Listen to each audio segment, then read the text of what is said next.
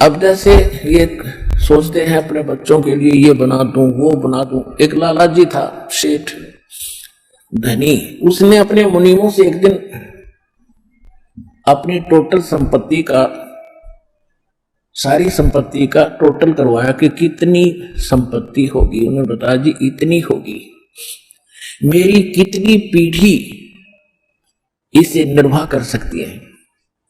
उन्होंने बताया कि जी आपकी 5 पीढ़ी तो बैठा खा सकती है, इतनी संपत्ति आपके पास धन है।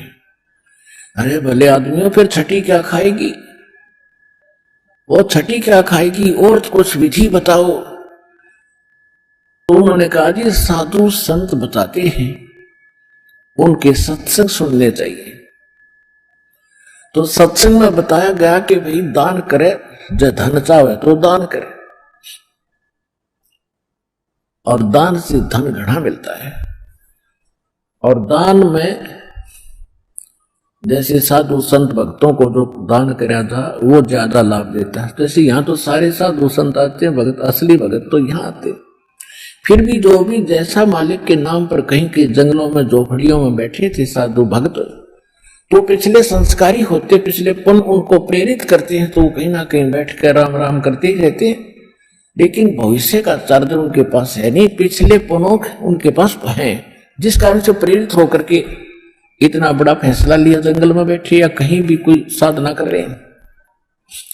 तो उनके पिछले पुण्य ही वहां फल रहे होते हैं। एक आधे को आशीर्वाद दे दे, उन्हें लाभ हो जाए, उसको रोटी मिल जाए, ऐसा चल रहा था इनका काम। तो एक साधु था और पति पत्नी थे, दोनों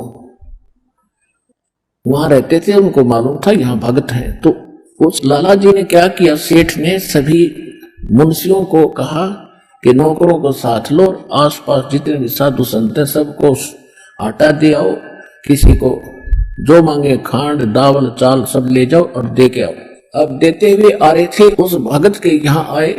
उन्होंने कहा कि ले भगत जी, हमारे लाला जी ने आपके लिए एक सीधा भेजा है, यानी आटा चावल खांड नमक आदि दाल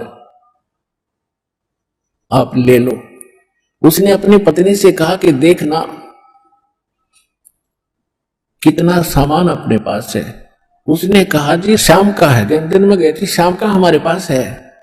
शाम का है? कहा जी। उन्होंने कहा जी अभी हम नहीं लेते, हमारे पास शाम का सामान है। तो उस कहने लगे भगत फिर कल भी खा लियो, बोला कल की कल देखी जाएगी, अब नहीं ले हम। बड़े कमाल की बात है। उन्होंने नहीं लिया तो वापस लेकर आ गए। वो सेठ ने पूछा तुम दे के क्यों नहीं आए? वो एक और वहां भी था, उसने गिन रखे थे, सारे गिनवा रखे थे।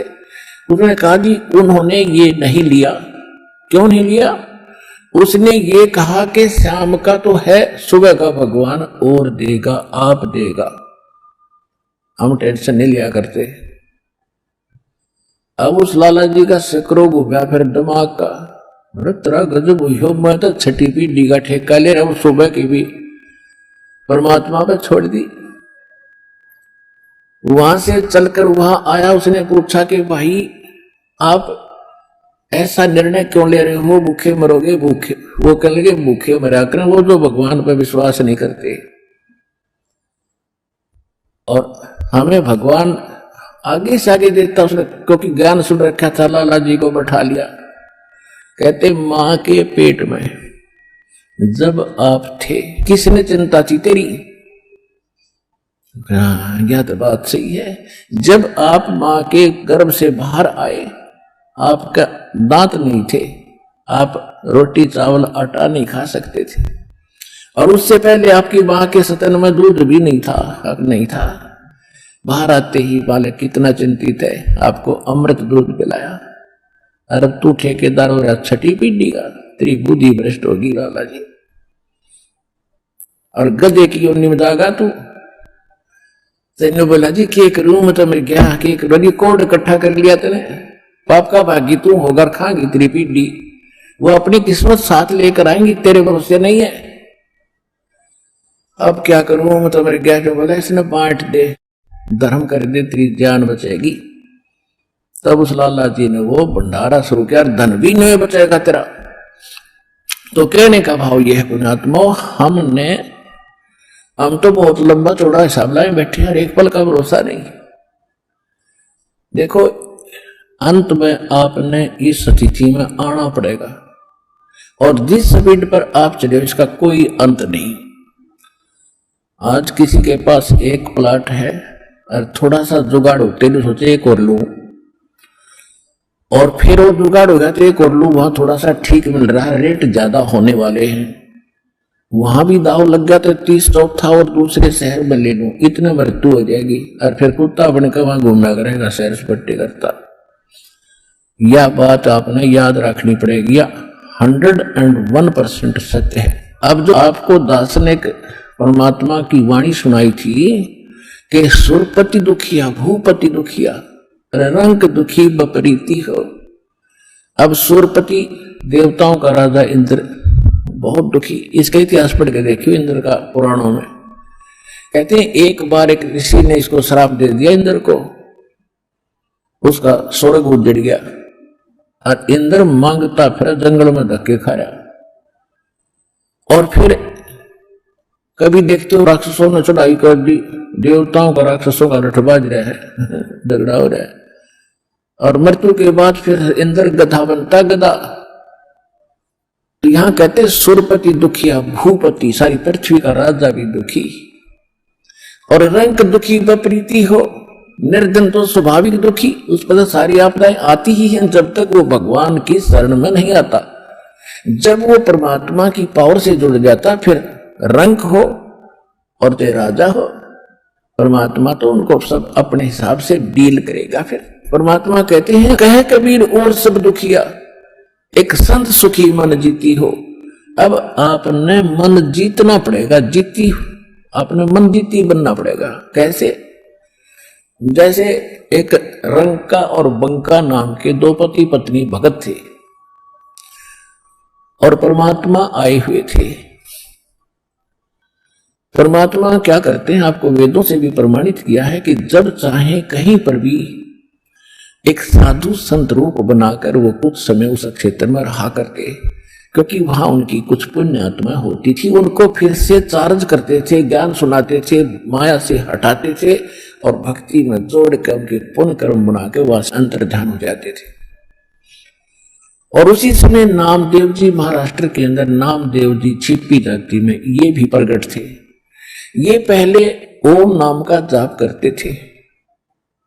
ये पिछले जन्म के पुण्यकर्मी प्राणी ही होते हैं जिनमें बचपन से ही परमात्मा की तड़प होती है।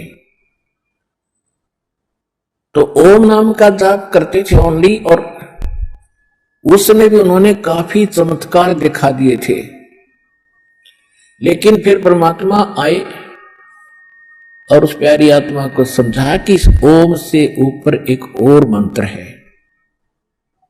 अकेले ओम का मंत्र तो इस ब्रह्म का है, और इस जेल से छूटने के लिए 3 मंत्र का जाप है।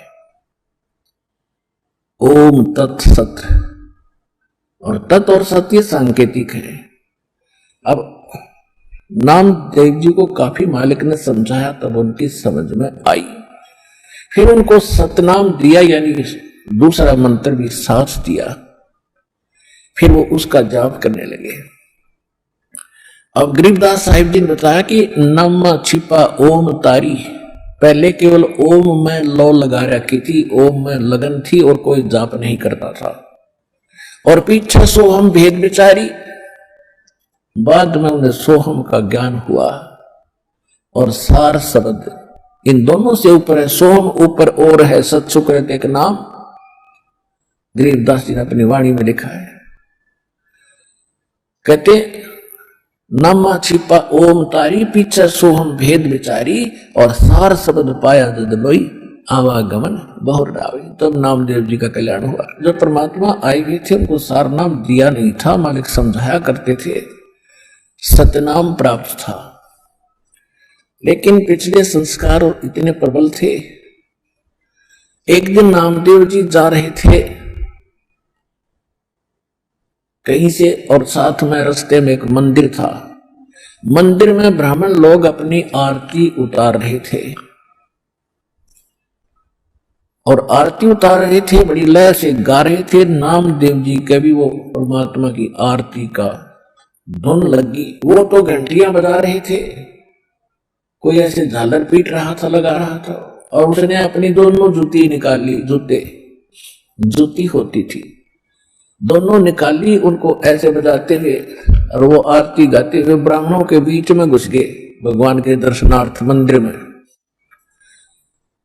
अब पंडितों ने देखा कि ये छोटी जाति का हाथों में जूते लेकर आ गया हमारे बीच में, इसने तो भ्रष्ट कर दिया भगवान के मंदिर को। और वो धुन में लगे हुए थे, उनको धक्का में जावा नहीं, वो अपने मंडरे उसको पकड़ कर जबरदस्ती घसीट के और मंदिर के पीछे पटक दिया। वो वहां पड़े पड़े भी ऐसे आरती गा रहे और जूतियों से पीट रहे। परमात्मा ने वो मंदिर का मुख नामदेव की तरफ कर दिया। पंडित जी पिछली साइड में पीटे झालर पीछे न खड़े।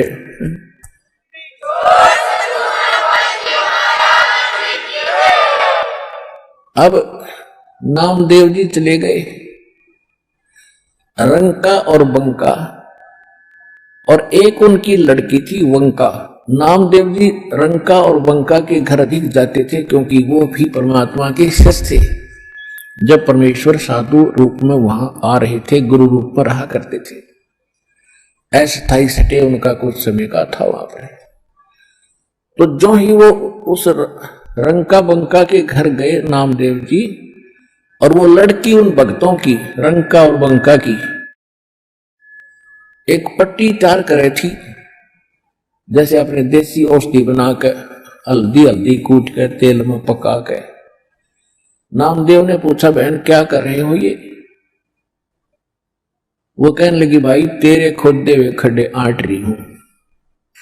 अब मैंने क्या कर दिया कि भाई तू कतई नहीं मानता, भगवान गुरुदेव जी कितना संकेत करते हैं, भाई तुम अपनी यांगा मत दिखाया करो, अपनी शक्ति का प्रदर्शन ना कराया करो, थारा भट्ठा बैठ जाएगा। पर भाई तुम बाज नहीं आता। और भक्तों की इज्जत रखने के लिए भगवान को दुख उठाना पड़ता है। तेरे को क्या जरूरत थी वहां उस मंदिर में घुसने की? तब तेरे को बाहर पटक दिया ना भगवान की इज्जत का। तेरी इज्जत नहीं, भगवान की इज्जत थी वहां पर। भगवान का नाम लेनिया नहीं रहे वो कोई। सबको पता था कि उसका भगत है, उस गुरु का परमात्मा नाम बदल कर वहां रह रहे थे। और क्या बनती बेरा तुझे? तेरे को जरा सी लगती है तू आंख नहीं खोलता। और परमात्मा ने तेरा मंदिर फेरा ना, उनके हाथ चोट लागी, हाथ लाल हो गए, उनके जख्म हो गए भाई।